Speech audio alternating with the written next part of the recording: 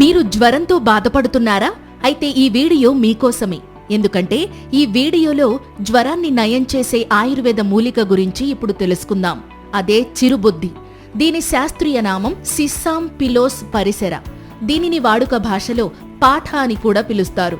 దీని ఆకులు, వేర్లలో ఉండే ఔషధ గుణాల కారణంగా దీనిని ఆయుర్వేద వైద్యంలో విరివిగా ఉపయోగించేవారు. మరి అవేంటో ఇప్పుడు తెలుసుకుందాం. ముఖ్యంగా డయేరియాతో బాధపడేవాళ్లు చిరుబుద్ధి ఆకులు, దానిమ్మ పండ్ల రసానికి నెయ్యి చేర్చి తీసుకుంటే మోషన్స్ కంట్రోల్ అవుతాయి. ఇంకా పైల్స్తో బాధపడేవాళ్లు చిరుబుద్ధిని దూలగుండి వేళ్లతో గాని, మారేడు వేళ్లతో గాని, ఓమంతో కాని, సొంఠితో కాని కషాయంగా చేసుకుని సేవిస్తే పైల్స్ తగ్గే అవకాశం ఉంటుంది.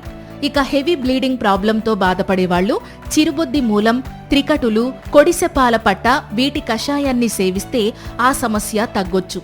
అలాగే జ్వరంతో బాధపడేవాళ్లు చిరుబుద్ధి వేరుతో కాచిన పాలను 3 రోజులు తాగితే జ్వరం నయమవుతుంది.